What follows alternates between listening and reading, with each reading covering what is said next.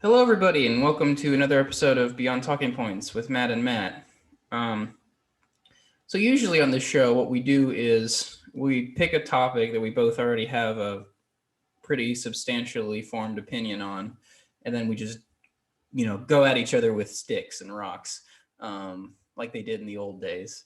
But today is going to be a little different in that I'm going to Matt here is going to be a bit more of the teacher, let's say, and I'm going to be a bit more of the student because um, I wanted to learn a bit more about economics, um, and particularly my friend's partiality to Austrian economics.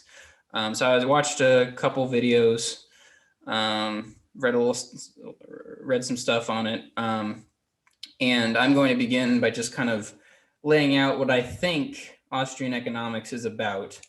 And then Matt can correct me or just add anything that I left out, and we'll just kind of go back and forth on that for a little bit. Um,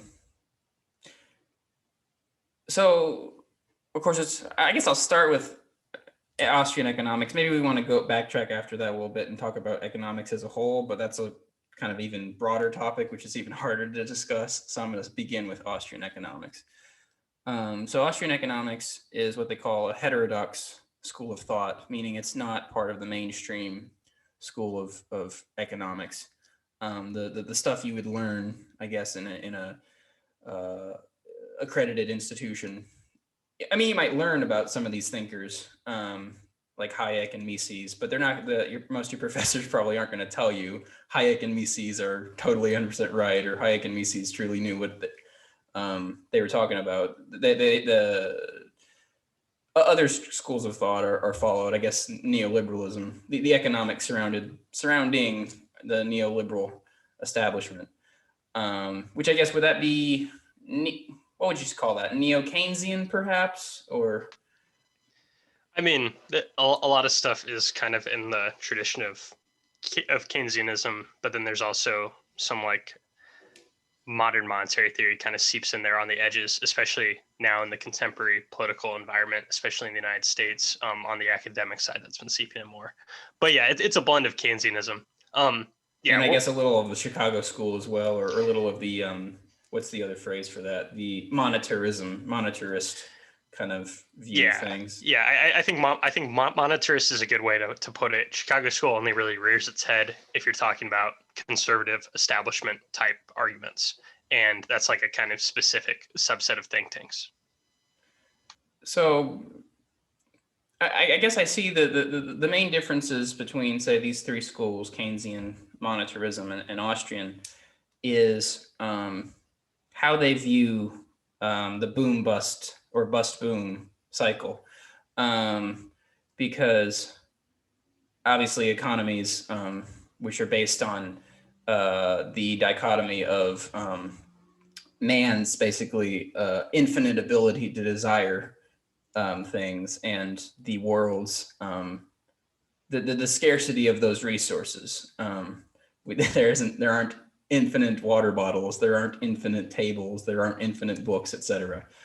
Um, and so people have to make choices, and that's basically, I guess, what economists study. They study how people make choices, how they act on, or how they consume goods and services, and how the way businesses run, based partly, I guess, on the way the consumer, partly or wholly, I'm not sure, on how the consumer behaves.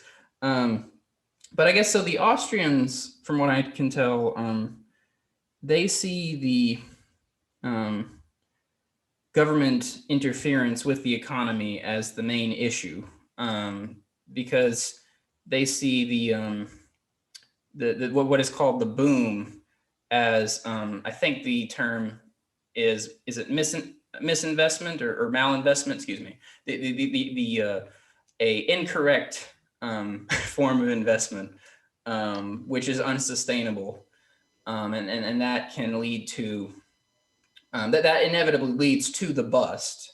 And so I'm putting it in very Yeah. simplistic terms here. So But I want to take a couple of steps back too, just to clarify a couple of things, even before we talk about the business cycle, because I know the Austrian business cycle is something that's very important, and it's one of the main contributions to, I guess, economics and discussions about economics from the Austrian school.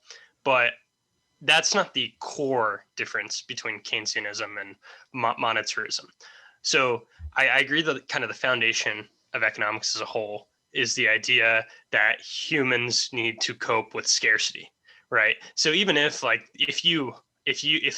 if society decided to organize in a way that was to maximize the amount of water bottles that exist, then it would cause scarcity in other things, right? So it's not even that there's a scarce amount of water bottles, it's that there is inevitably scarcity in how resources are allocated, because there's only so many like working hours, so there's only so many natural resources, and all these things has to be dictated in some way.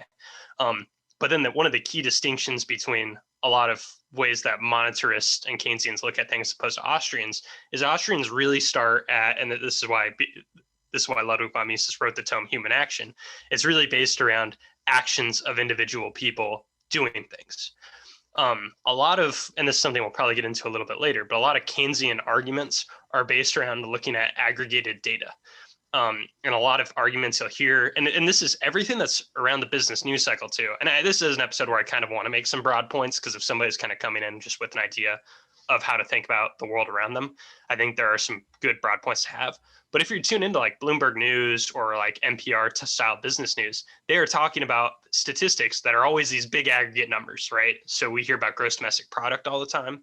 We hear about things like inflation, but it's like, how can there really be 2% inflation? Like, what does that even mean? It's like, well, inflation, when they tell you what it is based on a certain indicator that they use that is aggregated, right? So everything that is really talked about in Keynesian and monetarist circles is these big data-driven aggregates. And to some extent, that can be a helpful tool, but the Austrian school starts from the individual, and a lot of their arguments they make are based on individual action. And that's where it kind of splits off. Because even Milton Friedman, when he did all this work about the monetary supply, all of that is an argument about big indicators and the money supply and stuff like that. It is not the type of arguments like Ludwig von Mises would make. That's very different, even though both people associate those thinkers with the idea of freedom. So yeah, do you want to add a little bit more on the business cycle before we delve more into that? I know I kind of brought us back a little bit. well, I guess I was thinking more of talking a little bit about what you just mentioned, focusing on human action. Would you prefer to talk a bit more about the business cycle first? We can get into that. I mean, it's important, but it doesn't. It's not the first. It's not the foundation, right? So. Well, I mean, I brought up the business cycle because of that video I mentioned, and I pulled it up, Austrian Economics versus Keynesian and Monetarist Macroeconomics, which is a Mises Institute lecture by Jonathan Newman. But I guess going on what you just said, we'll get back to the business cycle in a second. The Wikipedia article about Austrian economics mentions this big phrase, methodological individualism. And when I was listening to this Jonathan Newman lecture, I think I was able to understand what he was saying, because he was saying Austrians do not make the macro-micro distinction within economics. But they would argue that when you think about people's choices, people's decisions, even if you're thinking about them, I guess, well, how would I put it? They almost reject, I guess, thinking about human decision from a collective perspective. It's because they say anything that you can look at from the collective perspective, you should be able to look at from the perspective of individuals. Mm-hmm. Is that a fair assessment? Well, yeah. And I think this is a point that I've tried to make in a lot of conversations, but when we talk about like groups of people, what we're usually talking about is an aggregate of individuals. So a lot of times there's no real harm in doing that analysis, just starting with the individual, because whatever is true about the individuals should end up being the aggregate. So that's why I think they don't really draw the same distinction macro and microeconomists make, is because a macroeconomist will talk about, if we do this policy that lowers interest rates, here's how certain curves shift in a good way and in a bad way. So we can stimulate the economy to increase GDP because we lower interest rates. That spurs investment. So then they'll show a chart and they'll show two lines and they'll show a line shifting because of this. But the way that I guess a person who's, in the tradition of Mises would think about it is, it's like, what would individuals who work in certain sectors do given changes in interest rates? And that can lead you to conclusions on the aggregate because you're just combining individual situations. But in the end, it comes down to those individual situations. And I think a lot of why Keynesian policies backfire is because they look at things in aggregates, which ends up kind of smoothing over how industries differ from each other. And it doesn't really account for the future problems in maybe specific industries. So it's easy to say that on the aggregate, investment is stimulated, but it's not easily clear when that investment that's stimulated is bad investments, right?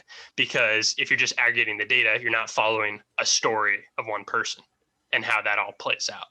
So you just start kind of looking at trends instead of maybe specific people. You're just looking at trends in the aggregate, which can be missing big pieces. You're missing the people on the ends. So I think that's part of why. What would you say? I won't go down a long rabbit hole of objections. I'm just kind of have a quick question to ask. I've heard the argument made that, or I've heard some people say that there's a error among maybe Austrian economics or libertarian type economics, and I realize libertarian Austrian not exactly the same thing, or at least that's how we don't want to necessarily generalize libertarian politics with Austrian economics. But I've heard it said that you can't necessarily think about economics from the perspective of a family, let's say, or you can't think of a family's relationship to the economy in the same way that you think of a country's relationship to the economy. Well, I guess there's almost two questions there. One, can we think about the economics of a family unit, or is that itself does that itself go against methodological individualism? But if it doesn't, and you accept that, what would you say to a Keynesian that might say you can't look at economics in the way that a couple with two children is going to look at it, because countries are different from families? Well, okay, so I think, I almost reject the question, not because I think you're saying something that's wrong, but it's because a lot of that formulation comes up when talking about things like international trade. So it's like, or when you talk about like a country's debt. So so people will like, this is like the BoomerCon stuff that's kind of triggering to me, is BoomerCons will be like, if a family was in debt that's like 10 times more than their whole income per year, it would be really bad. And gross national income is like 1/10 of our federal debt. So it's like, I don't think you should equate those two things. Those are clearly very different things. Now, I kind of push back on and this is why I think a lot of monetary or big macro thinking is misguided, is I kind of push back on aggregating something and even talking about a country's economy, because I feel like that's almost so broad it is like misleading, because there are so many different industries that react to all sorts of different policies in all sorts of different ways. And people will say these very broad statements in macroeconomics about, like, say, raising the minimum wage, where they'll say, like, if this is an increase in lower income demand, then this will be good for the economy. And it's like, well, if you redistribute the groups that are demanding things, then it's not necessarily good for the economy. It's just something different is going to happen, right? So if you're taking savings from rich people, well, savings from rich people serve an economic purpose. That is money that is put in banks, and banks make loans to companies. So instead of that money existing that gives loans to companies, you're now incentivizing, people who are poor to buy fast casual food instead of just fast food or something like that. And it's like, maybe that reflects better in GDP because we're aggregating data and some things show are more reflected in certain numbers, but that's not necessarily like good or bad without further evaluation. So I Under the almost think, impression that we used to look at in the United States, the federal government used to focus on GNP, but mhm. then the GNP started to look bad. So was it George H.W. Bush said, well, let's look at GDP because GDP makes it look like the economy is doing better than GNP does, and now we talk about GDP.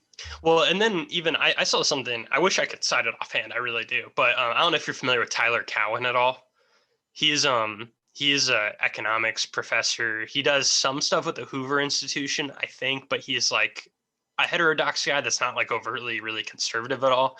He's written some really interesting kind of like controversial books, but he's an interesting guy. But he pushed something out on Twitter recently that was another academic pretty much doing this like back of the envelope calculation. A lot of people do these like little kind of formulas to correct for certain things. And it was kind of like if you took GDP and you adjusted it for certain types of growth that is just because of population changes and demographic changes, and then you took out certain negatives that have to do with like very basic shifts, it looks like GDP is growing way, way, way slower than like the numbers reflect, because that would account for like 1.7% of the increase, and the increase was only like 2.1%.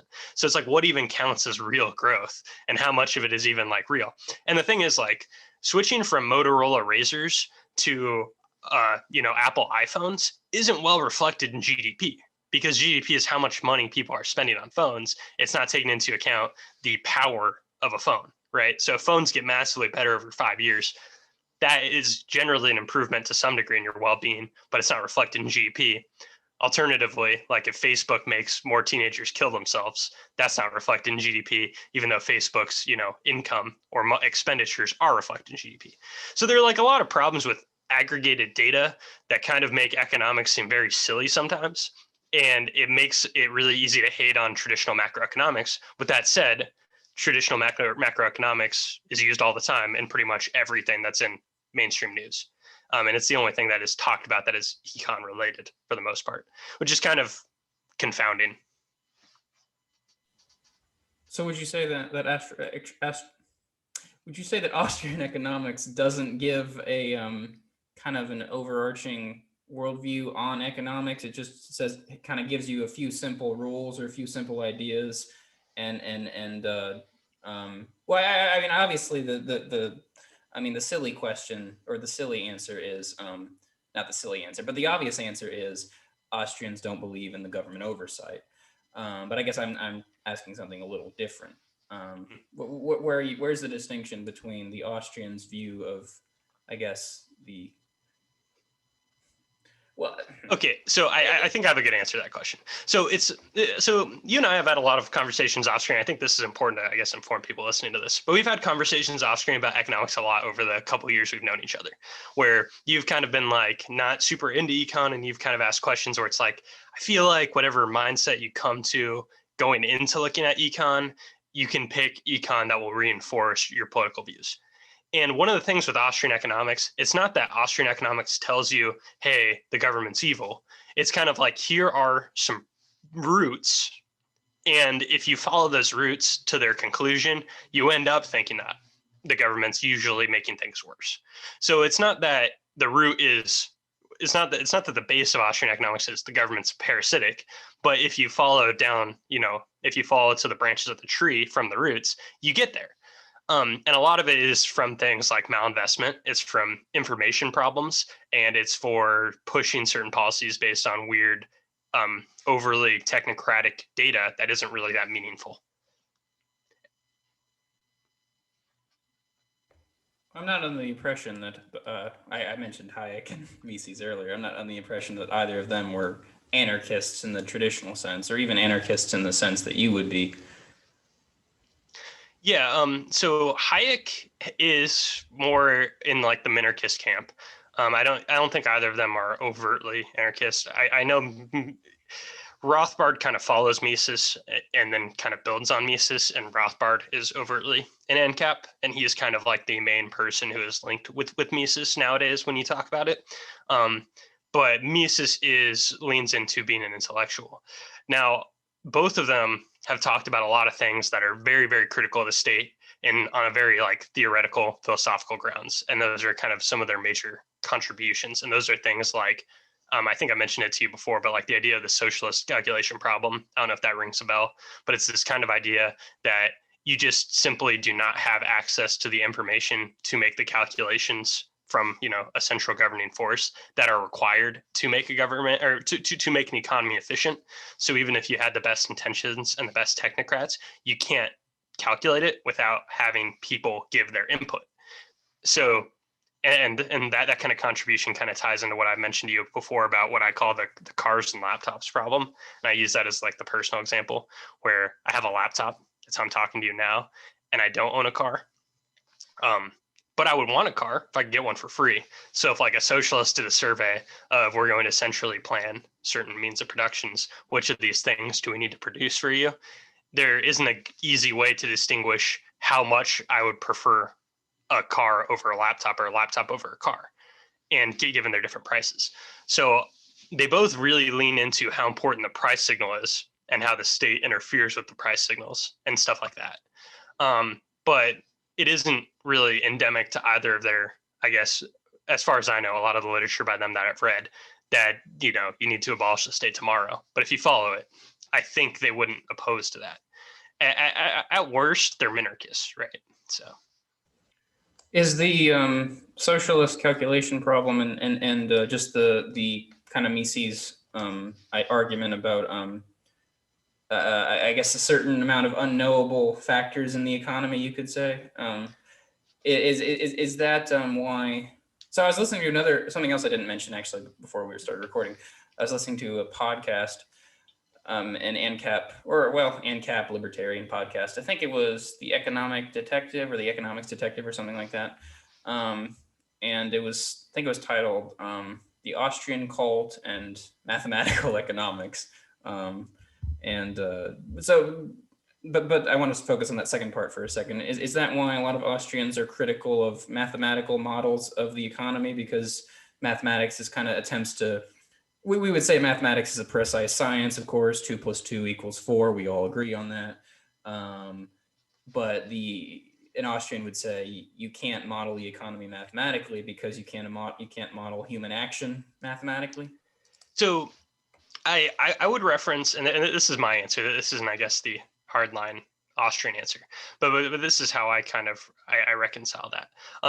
I took intro to econometrics when I was in college, and it's a really interesting class because first off, it's very, very mathematically rigorous, but second off, it's one of the things that's kind of spelled out to you is how much the data is muddy, and really it is hard to run an experiment in economics, and that's not really a cop out because I allude to a lot of economic events to prove points or to at least give evidence that could support a theory. I still do that a lot, but it is hard to run a statistical example because even across the United States, like from jurisdiction to jurisdiction, there are all sorts of things that are not held constant. So how much are certain, and then there are all sorts of policies being enacted all at the same time. And there is a cycle, right? So like every about 10 years, there's a boom and bust. So there's all these things you have to account for. And a lot of times data gets muddied because it's looked at and through a lens that is imprecise. Now, one of the things I loved about that lecture you watched, and I know you've mentioned it in the show and you gave the name credit, so I'm not going to try to look it up. But one thing he kind of pointed out is some of the equations that say like macroeconomists look at are essentially tautological. There's no way for them to not be true in the literal sense. If you have like if you're trying to evaluate what is inflation, and then you have the money supply times how much money moves around, then like the answer to that has to be the vector of potential prices and another variable. Like this is like an inherently true mathematical statement that you could solve for, but some of the things are kind of abstract and it's like, well, what does this mean and which part's pushing the other parts? And then it's like, well, how much can you even take away from that because you're talking about a vector of price indexes. So you're already admitting that like these price indexes cover all sorts of things that are potentially unrelated and have all sorts of other like they have all sorts of other data right now. And this is why one thing I mentioned to you about talking about in the future is the whole discussion about inflation right now. So, and it's like the muddiest conversation to try to have because, coronavirus happened, which meant there are all sorts of supply chain and there are all sorts of supply chain problems. So like right now, lumber, super expensive, right? Because all sorts of supply chain disruptions have happened. So now if you want to build a house, it's super expensive. Well, does that really reflect on how much the dollar has weakened? It's like, well, the dollar is weak relative to lumber because the demand for lumber has increased and the supply has decreased. But does that mean something big picture about the dollar? And it's like, well, probably not. But this is the thing that macroeconomists and econometrics like attempts to try to suss out, usually not really coming to any significant conclusions and having to work with this very muddy data. So the other thing is, if you follow the principles from, I guess, what I would call Austrian School principles, you can see things play out in real time very often.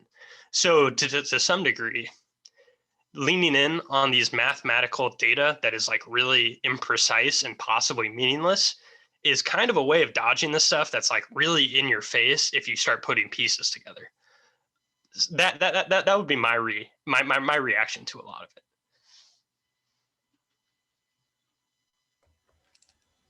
So, at some level, I almost feel like economics is incomprehensible to me. Now I've only taken one class in it, so that might just be my ignorance. But at some level, it almost like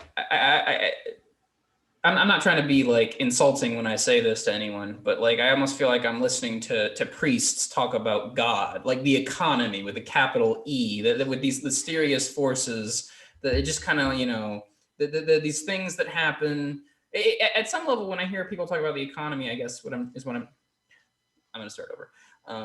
When I hear people talk about the economy, it's almost as if I hear people talk about the economy happening to people. It's like we are just it's almost like we're rocks in the ocean, you know, being kicked or the rocks in a stream being kicked around. People take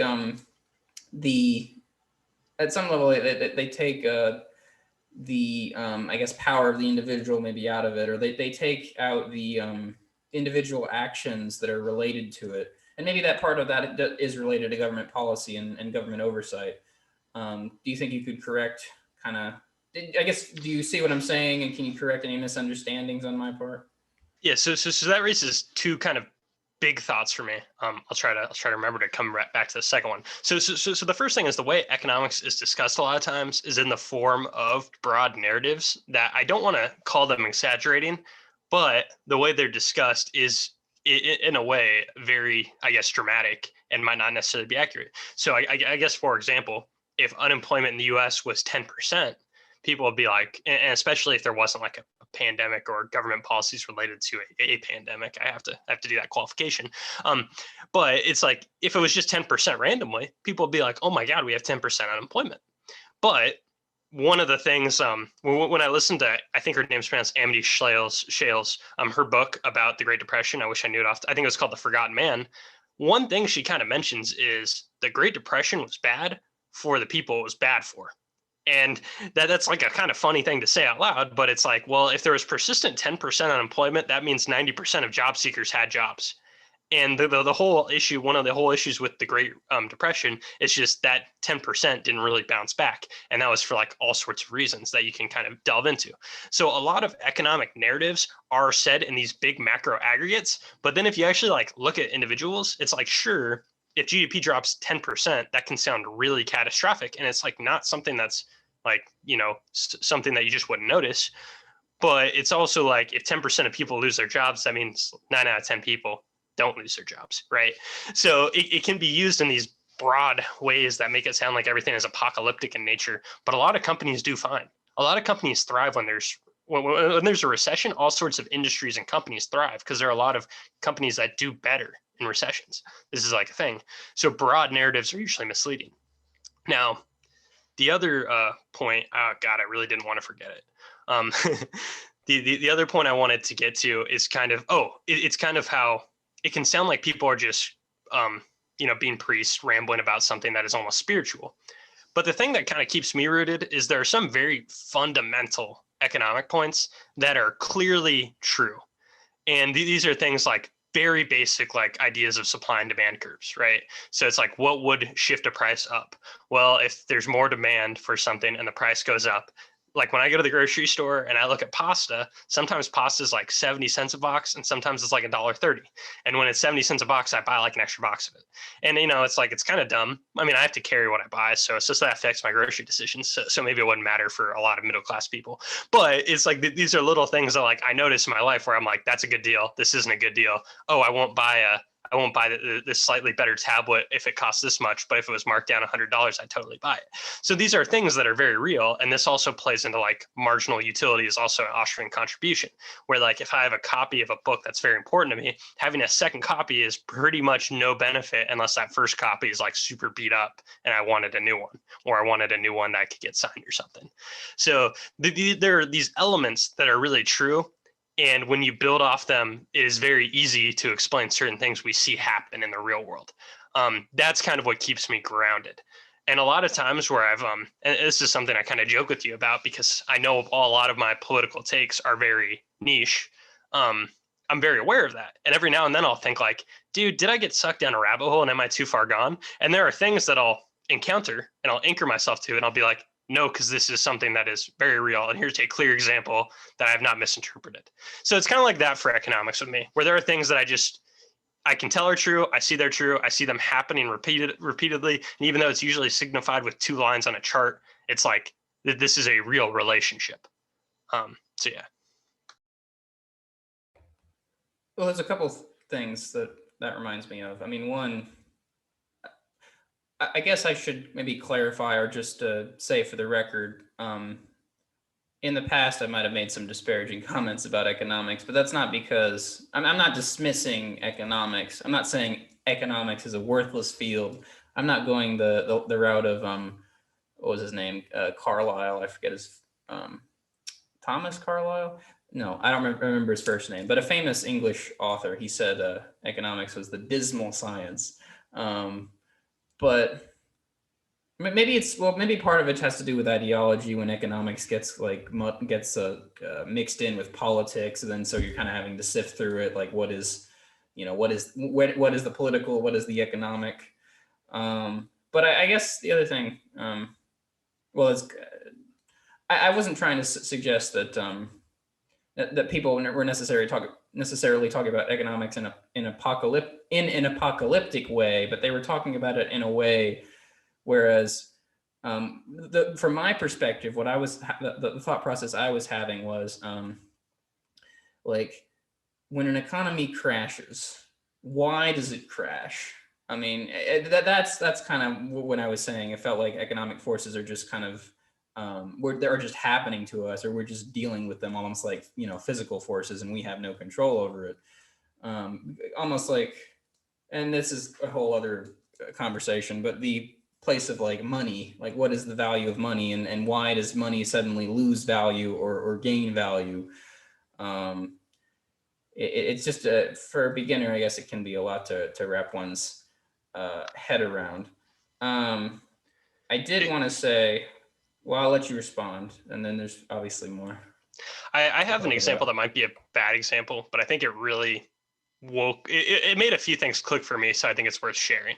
And it's about kind of what it's a very specific example that ties into, I guess, the idea of why things can rapidly change in, say, economic outlook.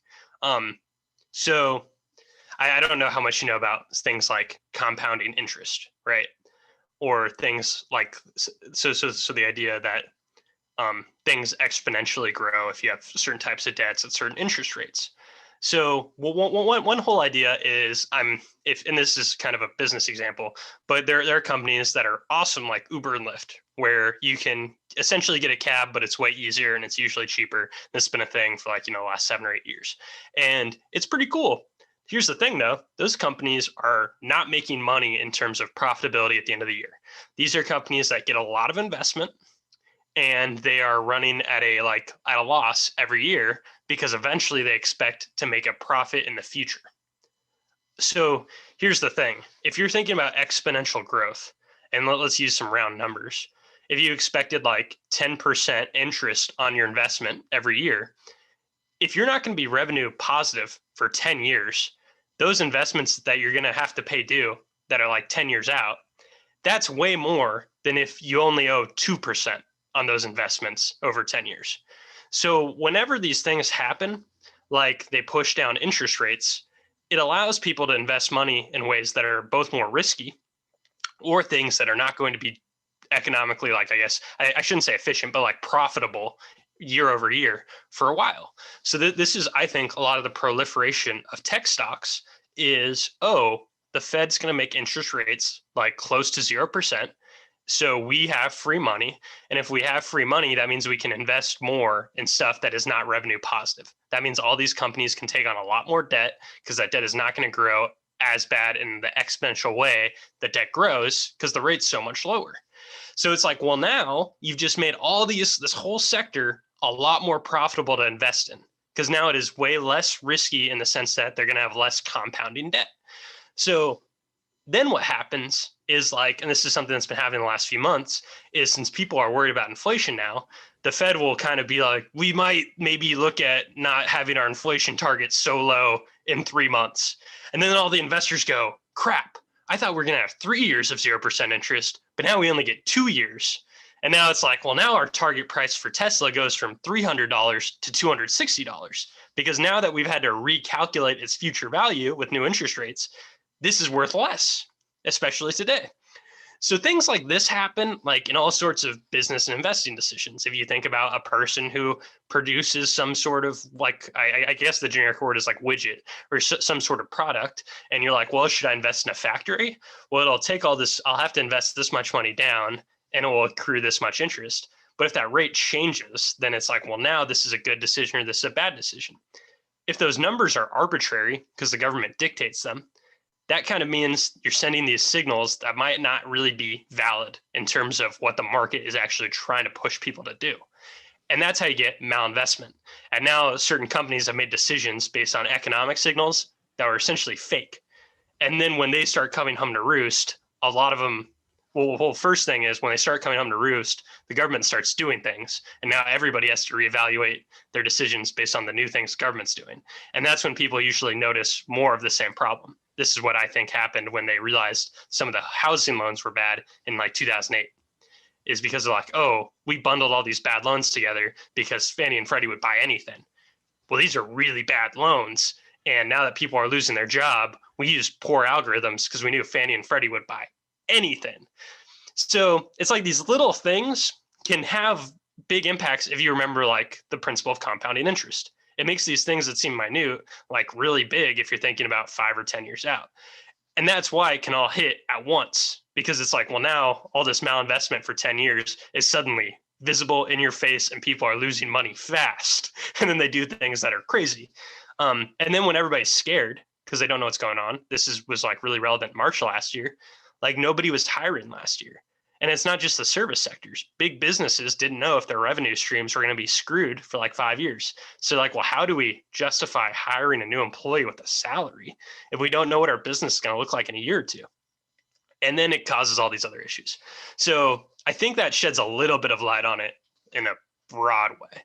But I think that's just kind of like a way of thinking about it, less in a model way and more of like, I understand compound interest.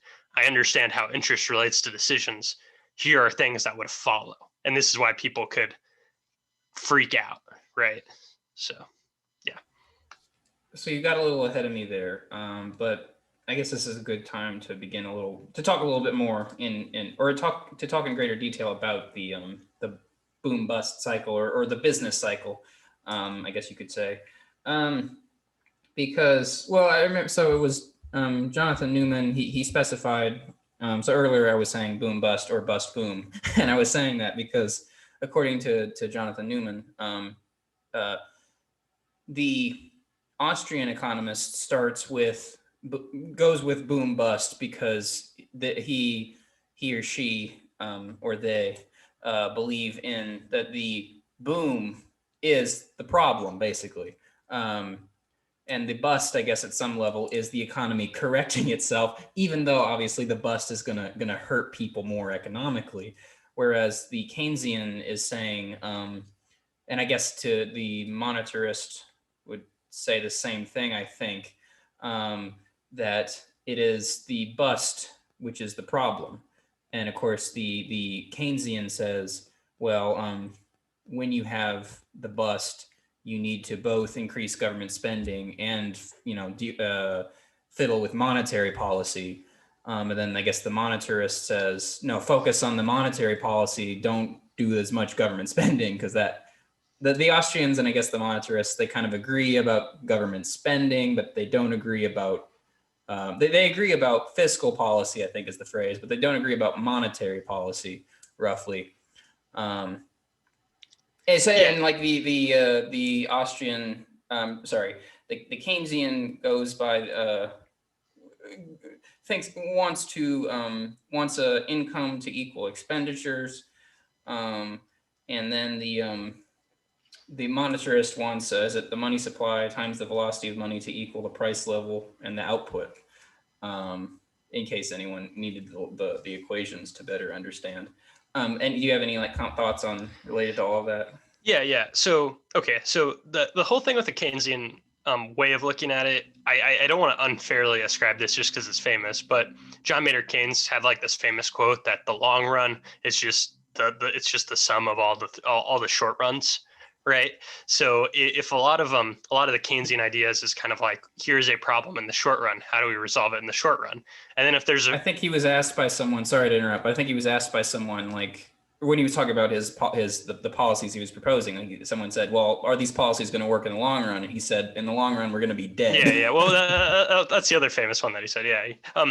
But that's kind of the mentality that can easily be construed to supporting a lot of these policies. So it's like, and this goes into, and I think this is why it's so prevalent in politics. It's because a lot of politics, people have the intuition that something needs to be done. Whenever something's happening, it's like, what is the government going to do in response to this? So it makes sense that that's kind of like, that's one of the main reasons why it has become predominant. Okay, so when there's a bust, there's clearly a problem. A bunch of people are out of work. So the people who are Keynesians think that this is an issue. We have a high amount of unemployment. How can we make changes that will lead to more businesses investing money? And by investing money, they mean hiring more people. That's the outcome they want. So they do policies that lead to more hiring.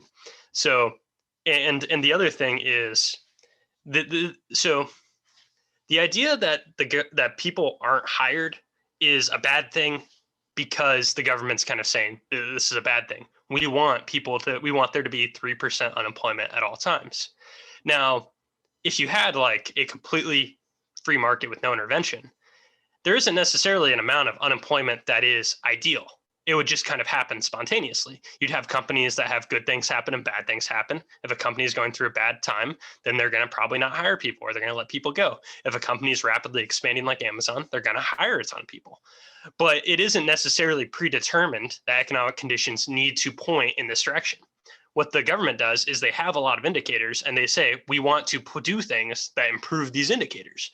So a lot of government policy is construed around, we associate these indicators with things that are good, and we are going to do things that push companies to act in that direction. And this is why I often say that our economy is central planned, because even though it's not literally Joe Biden telling Toyota how many cars to make, it's more of them saying, well, we want companies to invest more in certain types of investments, so we're going to make this interest rate decision because that will make GDP look better. And that's why presidents always want low interest rates, is because it makes the numbers look good, because it's always people are investing, and the indicators we use benefit if their companies are always spending money and everybody's spending money. That might not necessarily be like the good thing. So the whole idea when you then look at it from the Austrian view is prices and resources, and I'm kind of referring to a piece from that presentation, but it says the cure is to let consumer demand dictate prices and resource allocation. And this is something I've kind of said throughout episodes of this podcast when I've kind of discussed with you. But one of the reasons why somebody might argue that Austrian economics is somewhat circular or it's somewhat self-proving is because Austrians kind of start from this premise that the economy is good if it serves the people. And what would serve the people is the people telling you what they want through economic signals. So why don't we just not disturb those economic signals so people can tell you? Because let's say a publishing house publishes a book, like let's say Andy No's book about Antifa. If the publishing house loses a ton of money on that contract because nobody buys the book, it sends them a signal about what people do not want. So even if they make money or lose money, you're still getting information about what consumers want, and then companies respond to it. So it's not necessarily like good that a company's losing money, but it is good because it's communicating to you something about tastes and what people want out of the engines of production. When the government comes in and then they do certain things that affect the revenues and losses of companies by like changing certain rates, then all these things get distorted. And this is why like we kind of arbitrarily have inflation in a lot of ways. The only reason we don't have wild inflation is because we have so many deflationary things like improvements in technology that offset them. So there are all these things that kind of like mix up the signals that are bad, and those are what lead to the malinvestment that the Austrians talk about.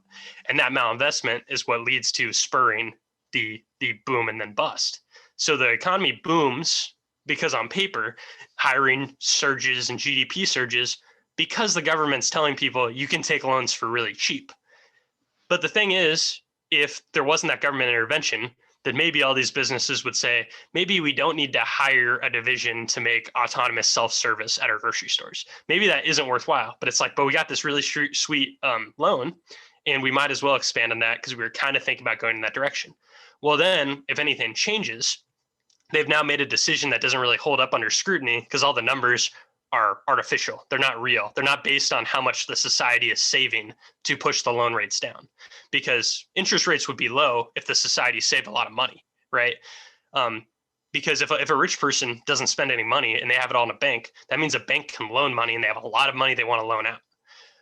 But we don't think of interest rates like that. The rates are pretty much just made up, and it's based on how much the Federal Reserve charges banks for certain holdings. It's like completely arbitrary. But it should be based on the savings in a society and how much is in the banking system as a result of that. And then we'd know how much money could actually be loaned out. There's nothing really related to that in our current system. So we don't know how much society is spending or saving. We just kind of try to force it to save or spend. And that's probably why nobody really saves money in the United States.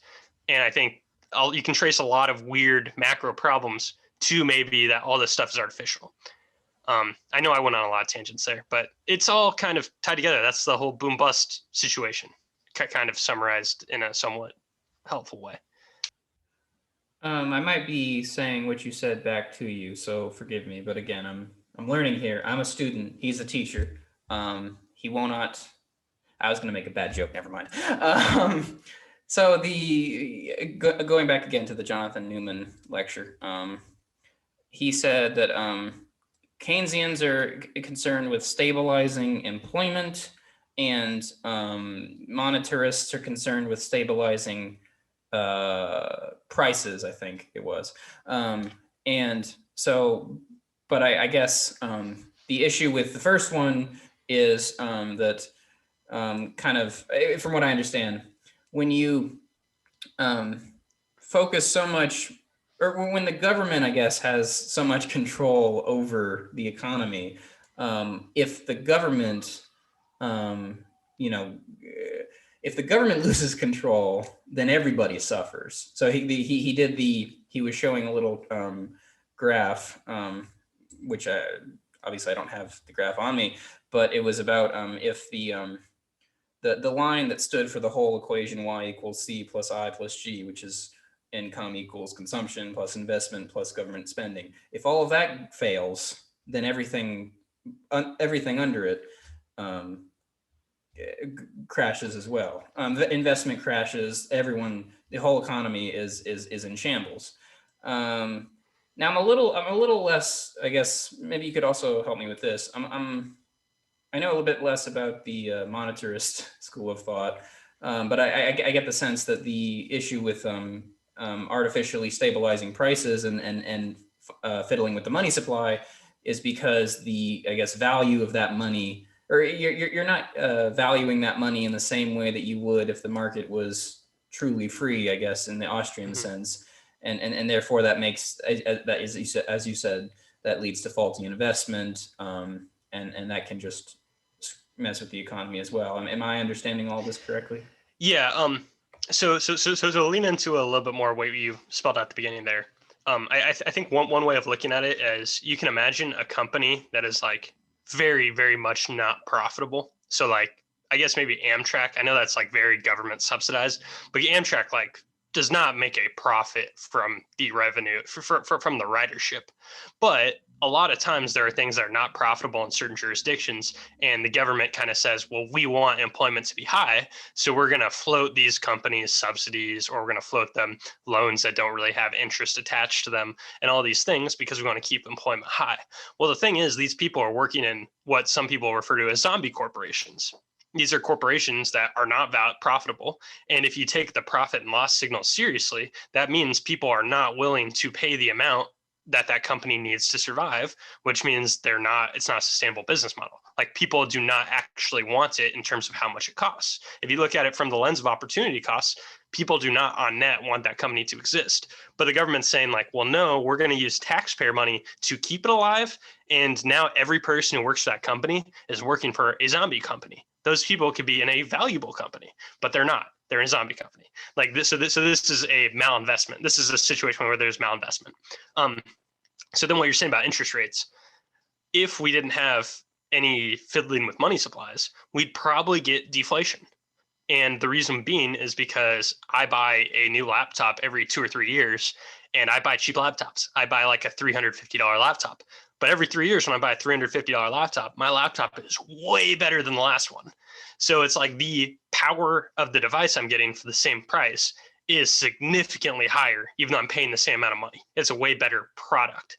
This is something that's also seen in like televisions, right? You can get a 32-inch smart TV for $90 now, and you cannot get a 32-inch smart TV in 1990 for any amount of money. This is one of those things that I kind of wanted to bring up at some point. So I'm only going to opine on this for a second, but this is one of the benefits of having a much wealthier class. Like, if everything was flattened out to everybody was middle class, there'd be some problems, because the way you have innovations is you have a certain subset of very wealthy people willing to buy and speculate on products like televisions.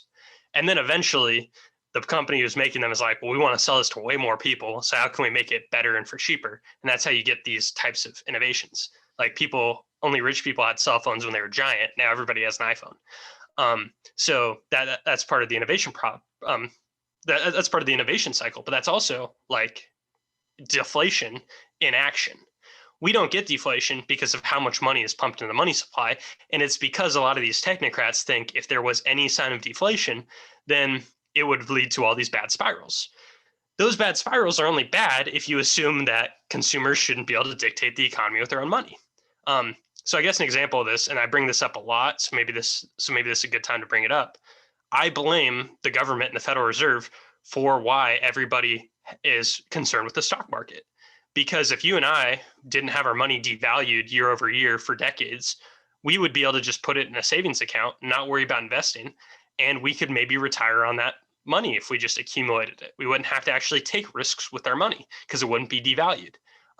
Hypothetically, $100 in 10 years should be able to buy a lot more than today, because stuff gets better and it gets cheaper. That's just how things all work in our society. But they don't really get cheaper because we pump so much more money in the economy that the money is worth less. That's the reason why we speculate in investments. That's the reasons why we try to make this money increase so it's not worthless. For that reason, monetarists are very scared that if there wasn't some level of inflation, people wouldn't invest. So there would not be this large pool of pension funds to invest if you could just safely leave it somewhere else. So that means like the demand from like the whole consumer side or certain sides wouldn't be in risky investments as much. So that means their costs of existing would be much higher. But maybe that is more true to what people actually value if you look at the world realistically through opportunity cost. And for that reason, that is a better world because it reflects people's actual risk. It reflects their risk tolerance more. We have a world that kind of sidesteps all of that because we have artificial inflation. So everybody has to take the risks or else you just can't retire. So there's like all these things that are so removed from our world, it's kind of like silly sounding. But you can't even really take into account your risk tolerance, because your money's going to be inflated away by the time you retire if you don't take risks with it. That's kind of obscene. Like, I think that's like a human rights issue, more or less. That's like kind of disgusting to me. So that's kind of something I wanted to tie into that. I hope I didn't get too off track there. Well, that kind of illustrates the earlier part you mentioned about, the blurring between politics and ethics and economics and all that stuff. But And I do want to drop a thought, though, but this is something that was in that presentation we referred to a few times.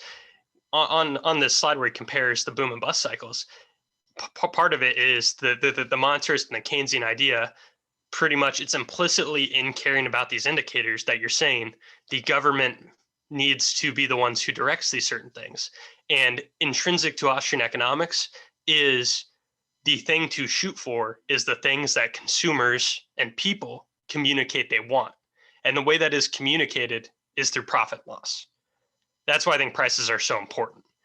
So I think that's kind of like a key element. It doesn't have to be political, but it is intrinsically something that will come up the second you start talking about politics. Well, and I know I asked you this off air and we got into a bit of a heated discussion about it, but I'm going to attempt to ask this question one more time, maybe in a less inflammatory way, and see what you say. So when we look at the history, like when we look at economic history, we look at, or what am I trying to say? So when we look at, say, the third world nowadays, we see a lot of, it's a pretty terrible situation, for most countries. I mean, Saudi Arabia, the ruling family of Saudi Arabia is doing pretty good right now, but for the most part, it's the economic outlook of many countries in the Middle East is pretty bad. And I've heard people argue that the reason for that is neoliberalism has forced the free market policies onto these countries. Whereas if you look at the history of France, you look at the history of the UK, you look at the history of the United States, you look at the history of Japan, the government kept a pretty strong kept a strong hold on the economy. They implemented tariffs. They tried to cultivate a strong market at home before they would kind of go play with the other kids, so to speak, before they would but before globalization started and before we kind of got an economy on a vast scale, on a global scale, or before that there was more free trade and free movement and whatnot. The countries seem to kind of have these, well, what some people would say are backwards economic policies, but these backwards economic policies seem to, such as tariffs, seem to help the countries grow. So what would you say about that? So I would kind of, I think that's something that maybe due to historical coincidences based on, I guess, them being ahead in the development cycle, you could come to the conclusion that tariffs helped like the Western countries that were the first to industrialize. But I mean, I'm imagining if somebody tried to institute that nowadays, it would be kind of, the reason why I would think it'd be so ridiculous is imagine you were in some third world country and you thought like, okay, here's the idea. We want us to develop a sector on building this kind of good. So we're going to block out importing that kind of good. Well, all you're doing is pretty much the malinvestment we talked about earlier in the show. Where you're pretty much saying we could buy this good for $100 per unit from a different country, but we are going to choose to make it at home, even if it costs double that cost, and make it in a less efficient way and pay more for it, even though we could get it for cheaper and somebody's already doing it better. It's kind of arbitrary, and I don't think that's an effective idea in the long run. It's more of like, because there is always going to be something, and this is kind of I don't want to name drop something that's overly technical, but I think it's the Ricardian trade model, which is I think he is actually like a socialist thinker, but I think he developed the economic model for it. There is always going to be something that is relatively advantageous to produce in international relations. So even if it is, say, even if like maybe maybe I could produce a car for $250 and I could produce a shirt for $5. And maybe you're able to produce both those goods for cheaper amounts than I could. But the thing is, the ratio is going to be different. So because the ratio is different, maybe you can produce one shirt for 40 cars and I could produce one shirt for 60 cars. Well, because the ratio is different, it doesn't matter that you can make it all for cheaper. You'd have to allocate it in a less efficient way if you realize I'm a viable trading partner. So it's one of those things that I think people can give you a few facts and it seems like it can make sense about certain things. But if you actually look at the way these relationships exist in like a very big picture way, there is always some role for some country to fill in some sort of relationship, and arbitrarily blocking off their ability to access cheap goods from another country just want to compete. It's just going to make the life worse for the people in the country, because then they can't afford couches because they have to pay twice as much for couches. Well, now a couch costs like 10 extra days of work for that like tiny family in a hut. And it's like, that's terrible. So like all these things that are done with these big picture ideas of protecting an industry or building an industry just make those things more expensive. And maybe it's not something that country should be competing on. Maybe they should be competing on something else. That's why a lot of central planning is politically motivated and not the technocratic vision that is like ideal. And that's why I critique the state so much, is because maybe there is a technocratic argument to be made, but in the end, it ends up being based on these like kind of poor arguments that make some sense, but it's not thought out completely. And you have to consider like, is this a good investment if it actually, we have to do all these things, like make everybody in our country pay twice as much for a good for us to build up this workforce? Like maybe we should just have them do something that's more productive. So yeah, I think that'd be my response to that. So I want to actually, I'm not quite satisfied with that answer, or at least I need you to expand a little more on that. And let me just say a little bit, and you can respond to that. There's something else I wanted to mention, more related to Austrian economics and maybe the philosophy of economics afterwards. But so I'm not denying that it makes sense if I'm more efficient at making shirts and you're more efficient at making cars, that we should specialize, and you can make a solid argument for that. And I'm also not, I also wouldn't even deny that the economic, the I guess kind of free market economics, if you will, or the what's a better phrase? No, I guess I'll stick with that one. The classical liberalism, I guess, the economic side of classical liberalism kind of, again, created globalization, created free markets, free trade, and all of that led to massive economic growth globally. But I guess what I'm asking then is, are you saying that the economic protectionism, so you're completely rejecting the argument that economic protectionism, say in the United States, led to the U.S. That led to the U.S.'s economic dominance, or it wasn't those protectionist policies or those tariffs that led to the U.S. having such a powerful and influential economy. And I realize I'm not trying to sidestep the questions of like imperialism or all the other factors that go into that, but I am asking if there's any possible connection between those kinds of economic policies and economic growth. I would say no, that there is no, well, I would say there is no connection. And if it appears that there's a connection, it's because this is the whole thing with econometrics, where you don't have the relevant counterfactual.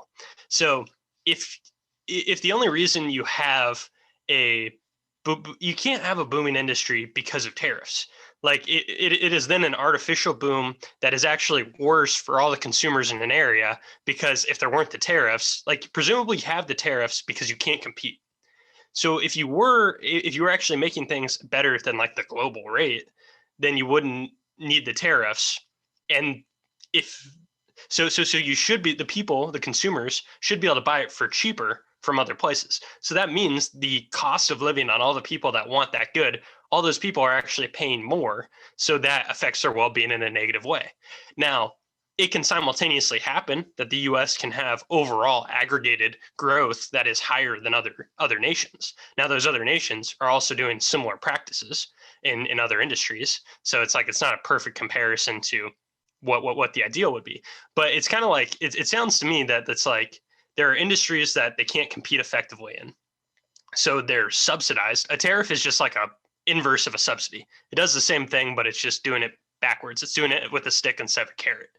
So it's like, well, you can only compete if we use taxpayer money. Instead of it being taxpayer money through the government, it's taxpayer money because they have to buy the more expensive good as opposed to the cheaper good. So that's not better for people's well-being. If those companies just weren't able to compete and you could have imported it for less, then those people would have been doing something that is more productive. They would have been doing something that they could compete on. There is no way that a nation could do everything relatively inefficient compared to what other countries can do. Because if you look at relative efficiency, it's like even if you produce everything at a worse cost than another country, the relative cost, you have to win somewhere. It's like literally mathematically impossible. So there is a better industry in some way without the tariffs existing, right? So it kind of sounds like they built up a workforce for a industry, so it seems good. On paper, it's like, well, there were a bunch of employees. This increases GDP. These are numbers that we tend to associate with good.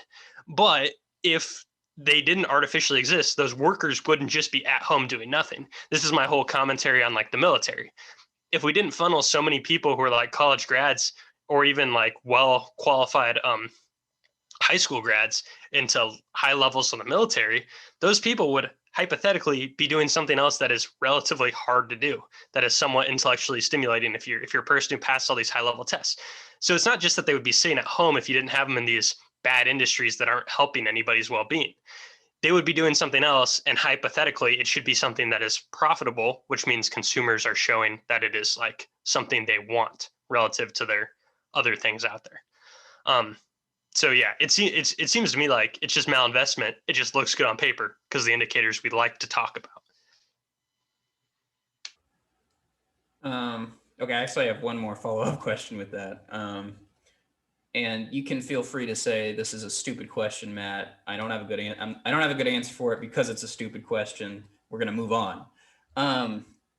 But is it possible that, in your view, if the market had been, if the market in certain countries or in the world more generally had been freer sooner, or if it were, well, I guess maybe it's not free now in your view, but if it had been free or for a couple hundred years since, say it started to be free a couple hundred years ago, or free market policies were, or the government, like say the government of these countries in the 1800s, like just let the economy do its thing and left people alone, left the economy alone, let the market correct itself or whatnot. Would the world be different? Would there be greater innovation? Would there be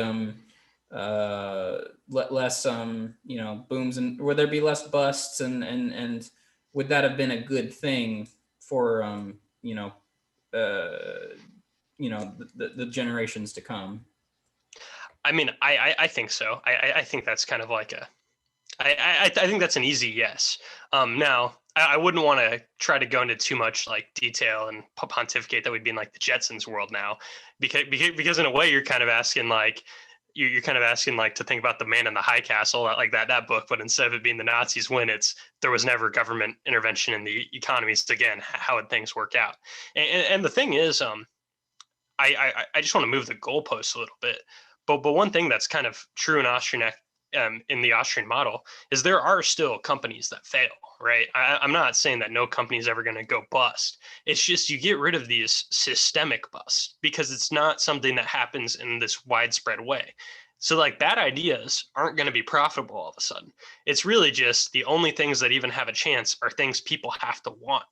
And for that reason, you end up on the net having like less waste of people's labor and effort. And that's the kinds of things that move people forward. And it might not be that we're in like a world that is amazing, but it takes us to like all sorts of bad incentives wouldn't exist. And maybe more people just have more things they want, or we might just have more variety of things that people want. So, I mean, I think it would just reflect consumers better than our current world does. I don't think our current world really reflects consumer desires at all. So I would say, yes, that would be better. Maybe it wouldn't be better well, I mean, I think it would even help the low income people a lot. I think that's like the key to helping low income nations. So I don't want to even hedge that. I think I have one more question, and then we can give our final thoughts. Or if there's anything else you want to talk about, I guess you can bring it up. But something else I've noticed in the podcast I mentioned that talked about whether Austrian economics was a cult, and whether mathematical economics was worth, whether it was a good way of modeling the economy. That podcast. The guy that was being interviewed, he said that the issue with Keynesian economics and the issue with mainstream economics is they're governed by, or their worldview, or their economic models, I should say, spring from a rationalist framework. They think people act rationally all the time when they don't. But this is something that seems to be thrown around among various economists. And I've heard the Austrian School accused of being of viewing people as too rational, and that partly, of course, derives from the sort of a priori logic that I think I could say fairly Austrian economics uses. Not to say Austrian economics can't necessarily use empirical evidence, but I think it starts from a priori assumptions or a priori arguments. But so at some level, I do wonder if it's fair to judge the economy or fair to judge human beings from an a priori perspective. Wouldn't it be better to start with collect a bunch of data, and then you can have ideas going into collecting data, you can have hypotheses, but do you really start with a lot of a priori assumptions, or do you just start with an idea like, I think it works like this, let me test the data? Because I at some level I am wondering if it would be fair to say that Austrian economists are actually the rationalists in the scenario. So I think one of the reasons why Austrian economists kind of push back on being considered the rationalists is because there's the whole thing on marginal utility being like a big contribution from the Austrian school. And to just summarize marginal utility, it's kind of like if you really wanted a Coca-Cola and it was like $1.50, you'd buy it for $1.50. But if it's like, if you buy one, it's $1.50. If you buy two, it's $2.50. It's like, well, do I really want to pay an extra dollar for another can of Coke? I already have one and I only wanted one. So one of the things in the Austrian school is it implies that people do things for a reason. It doesn't necessarily say it's a good reason though. And it accepts that people subjectively value things.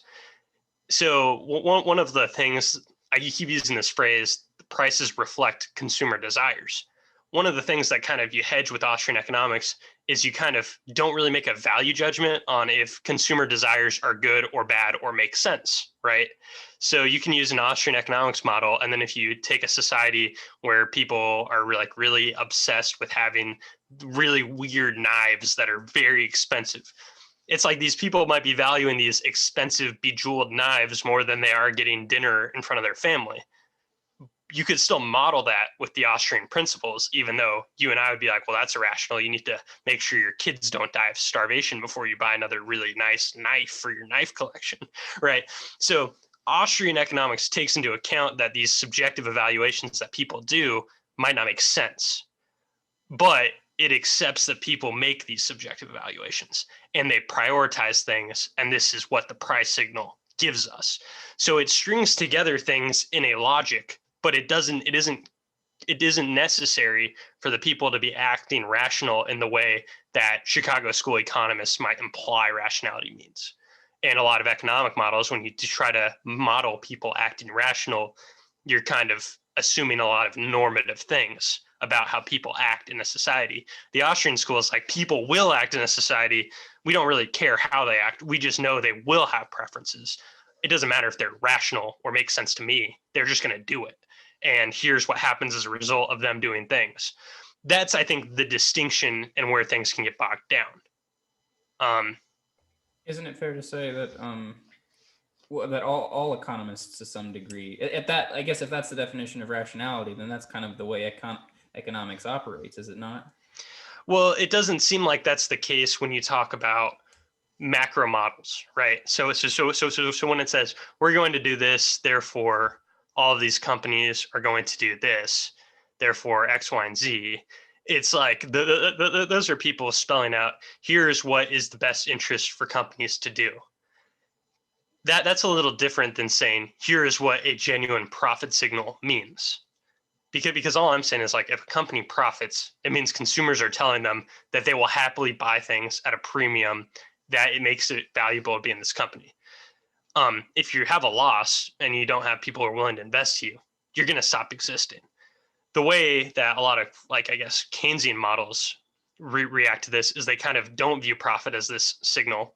And instead, they're like, how can we get certain things to be profitable? How can we get people to act certain ways? Well, if we do this, then rationally, they'll follow with this step. Austrian economics is more of like, what is a true signal? And then if people are seeking to profit, then usually they'll follow, these true signals are better for them.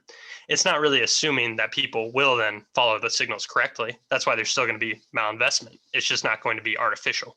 It's going to be, like, I guess, spontaneous failing entrepreneurs. And that's accounted for. Okay. I have something else I want to say, then we can wrap up or Okay. go from there. So this goes back to what I was talking about before we started recording, which is, I think the difference between these various schools of economics is how you view knowledge, or how these schools of thought, what they say when you're asking the question, how do you gain knowledge? And again, I guess what I'm wondering, I'm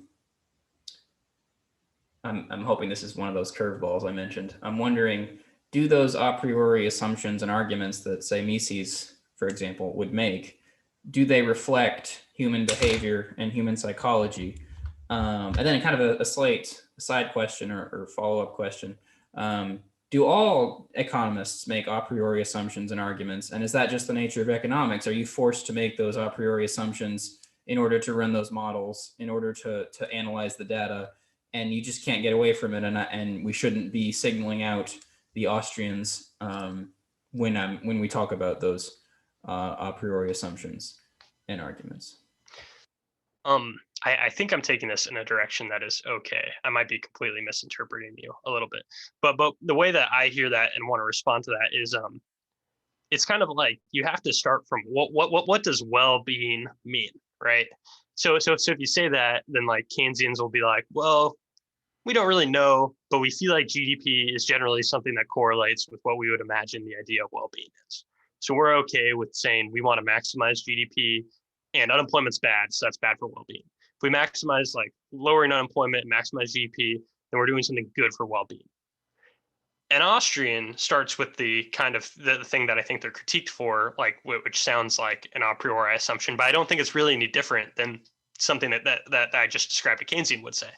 And that's kind of saying, well, well-being is making your choices and living your life as an individual. And we don't really care what you do. You're an individual that makes decisions for whatever reason. We just want everything to reflect the individuals going out there and making decisions.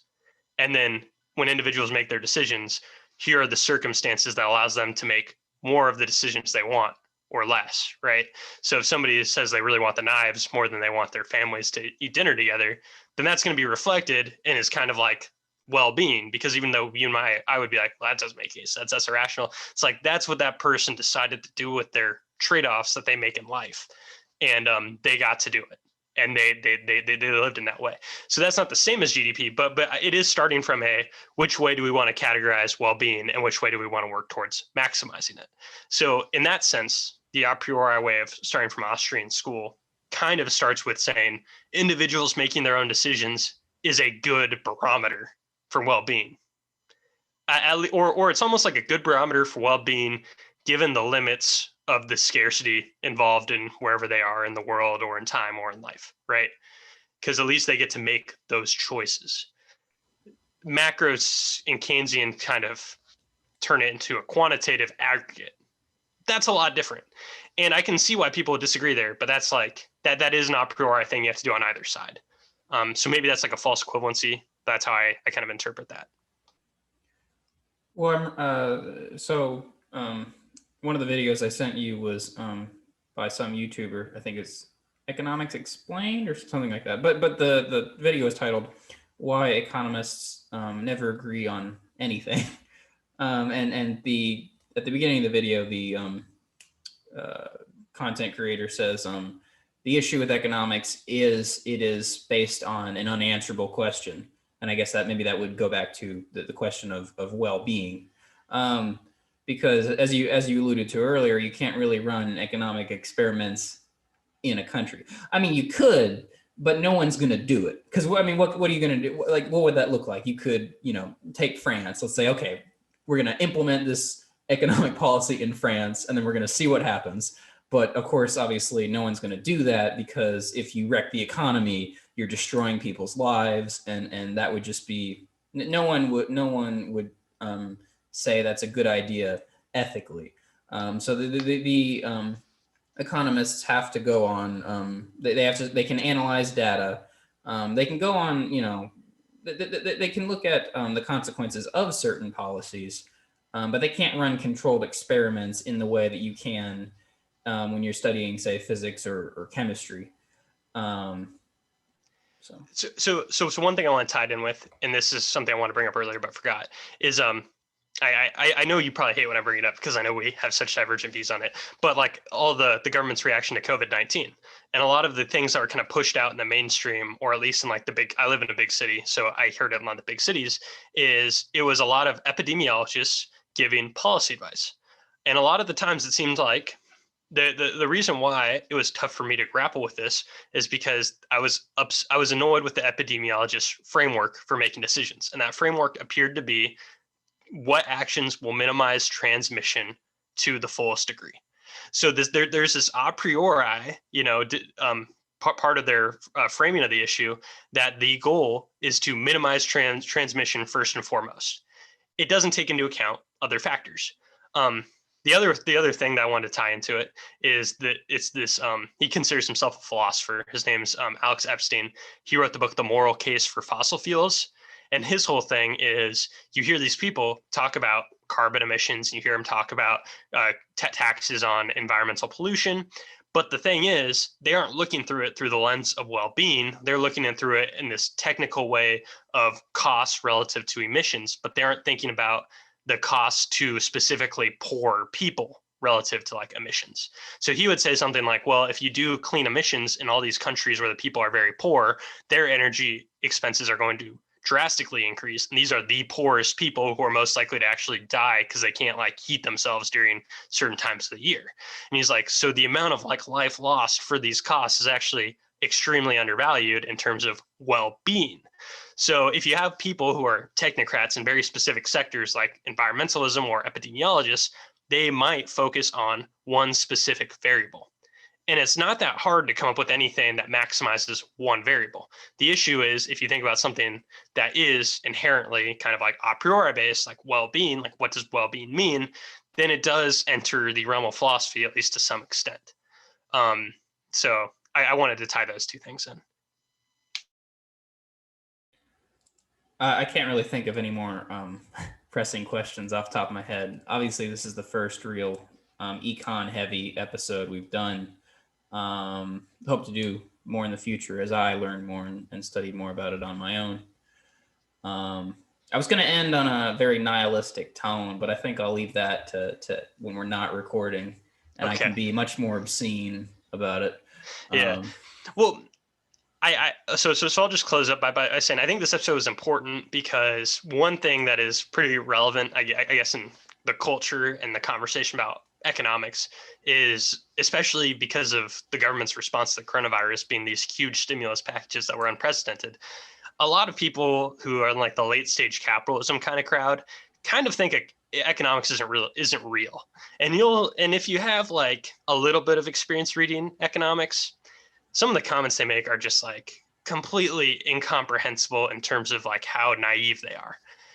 It's one of those things that I just think if people get more exposure to and they really reckon with ideas that are really simple, like opportunity cost or what does profit mean, then you can get past a lot of people's base reactions. Because one thing I've kind of given you a hard time for in the past is saying words like profit in an inherently negative way. And I almost look at it like profit's not good or bad. It's a tool.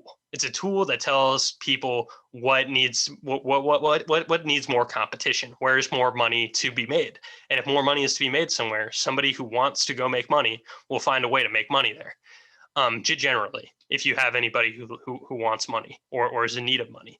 So I think of all these things through this economic lens that is very unfavorable right now.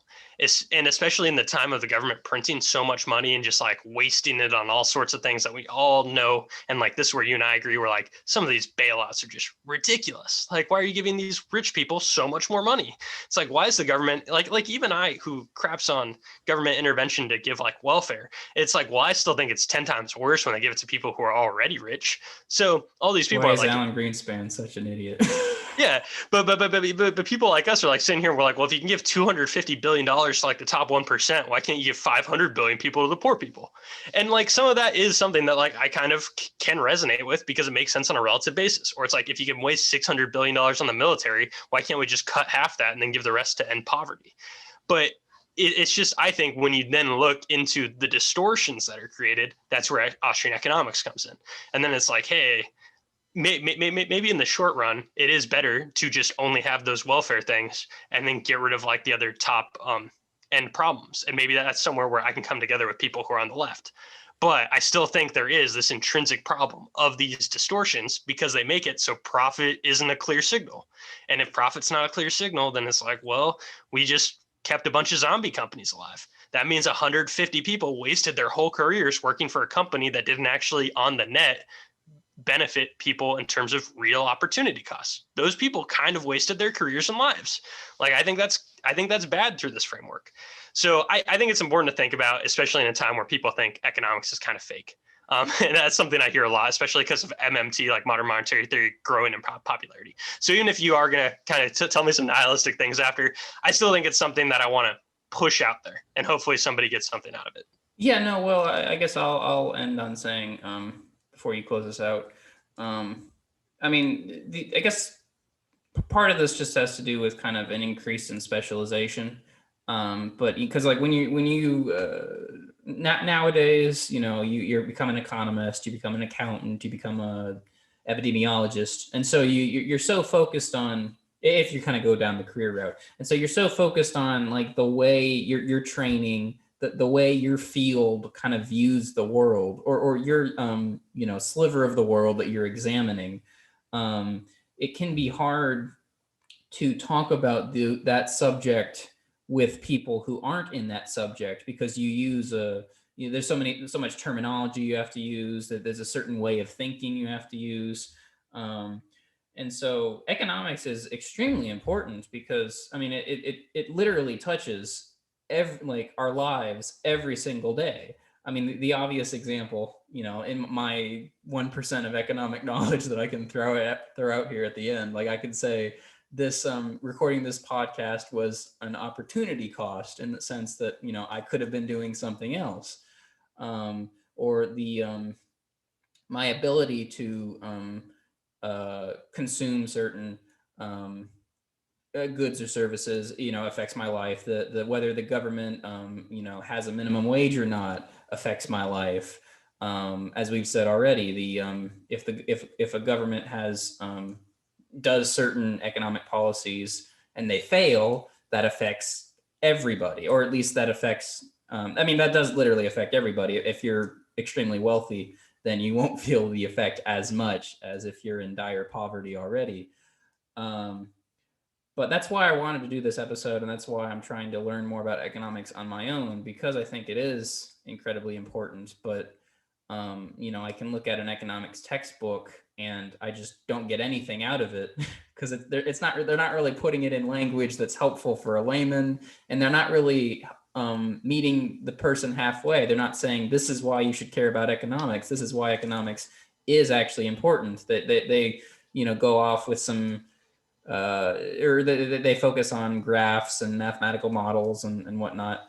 And I'm not necessarily I can't necessarily weigh on the question of whether mathematical modeling in economics is important or not, but I would say it's not necessarily the best way to introduce people to economics. So I appreciate you taking the time to educate me on at least your perspective on economics. I'm gaining more appreciation of the field as I learn more about it. And the other funny thing actually that I've realized, I think these schools of thought, they don't, you kind of brought this up earlier when you're talking about the supply and demand curves. They agree on so much, these various schools of thought. I mean, there are like solid, I guess, what would you say, economic facts, or there are these there are solid ideas that you can point to and say, no, this is a real phenomenon, and here's the data to back it up. But then it gets into other matters, which might be more a question of values, which you can't really give a true or false answer to. You can't plug in, you can't use a mathematical equation to get to a value in that sense, which is kind of why I was saying earlier, I'm going to speak a bit nihilistically when after the podcast, because when you start talking about when you get into the value side of things in terms of economics and politics or whatnot, that's when it becomes kind of like, well, what do I choose, and how do I know what to choose? And if I'm just going on a priori assumptions, what a priori assumption do I assume, or what a priori assumption do I take on? It seems rather arbitrary at some level, which might be why some people seem to think economics is fake. Yeah, well, and and then the other thing I'd just add on to, especially on what you're saying about textbooks not necessarily meeting people in the middle well, is there's like a lot of half-baked economics takes, and there are a lot of things that people say that are partially true, but if anybody's skeptical to it, there's usually a hole in it. So like anytime a Republican really talks about how if you give everybody $1,400, or if you like raise the minimum wage slightly, that there's going to be inflation at McDonald's. Well, there are a lot of reasons you could see inflations at McDonald's, but to actually like understand why inflation at McDonald's would happen, you have to look at McDonald's business model, because then you're talking about microeconomics in a certain type of sector that is ultra competitive on price, right? So it's like, well, what do these things mean? And it's like, well, if you scrutinize it a little bit, and it's like 2 sentences of a neocon half talking about economics because they read one Thomas Sowell book, it's really easy to poke holes in what they say because it's just like not the full story. And that's why I just think I think it's so fascinating. And that's why I end up, I'm a young guy. I hope nobody's listening to this but you need the context that I am a person who just got a bachelor's degree in econ, and then I read a ton of econ stuff. So I'm not like a college professor, like the Mises Institute professor we've been referring to, who's, very intellectual and very, intelligentsia type vibes, right? I'm not trying to be that. I've taken one economics course in my college career so far, and then just done some reading and studying on my own. But it's just something I am much more of a layman than Matt is, even. Yeah, but it's like even me, it's like I'm still translating it, and there are certain like technical things that if you pushed me on how like fractional banking works in the Federal Reserve, I'd be like, okay, I can't answer any of this because I'm afraid I'll say something wrong. I just know the implications of it, or I know the implications of this and that. So it is something that I just kind of implore people to dig into and hopefully do their best if they can. But I'm gonna wrap this up here. So you can find more of Matt's stuff. His YouTube channel is The Anti-Philosopher. He talks about stuff that maybe aren't heavy economics like this episode kind of was, but he does all sorts of vlogs, and he's also been talking with Essential Salts, who is our buddy Keegan. So his channel is Essential Salts. He's been doing a kind of a mini series discussing a video series, a documentary series. I cannot recall the name of off the top of my head. If you want to chime in. He and I will be doing well, this isn't related to that. Yeah, we were doing a series. We were reviewing a documentary series, Can't Get You Out of My Mind, by An Emotional History of the Modern World by Adam Curtis, and a British-born documentary filmmaker. It's very interesting, actually. I'd recommend people go watch it. And also, Keegan and I will be at some point soon doing a conversation on our thoughts related to Jordan Peterson, who we've talked about on the podcast a couple times. Yeah, and if anybody's heard the episodes with Keegan on, Keegan's an insightful dude, and it's always fun to hear his thoughts on things, and he always is a good conversational partner. And I did actually check out a couple of your videos with Keegan, and they were interesting. You guys covered a lot of the stuff that we kind of cover, but it's coming from, you don't have the ANCAP intruding in and trying to bog you down in terms. You have to have a substantive discussion with somebody who agrees with you 90% of the time instead of 50%. So it's interesting. That's essential salts, which is Keegan's channel, and you can find more of my stuff. I do a solo podcast called the Obey Podcast. Been a little behind on it, but if you subscribe to that podcast feed or that YouTube channel, you'll get updated when I update that more. You can also find me on Twitter at the Obey Podcast or at Matthew T. Keck. And every now and then I just get really angry at local representatives and stuff like that. So you can see me, drop some expletives at people here and there, or you can interact with me there. But signing off now for this week, it's Matt and Matt. Thank you.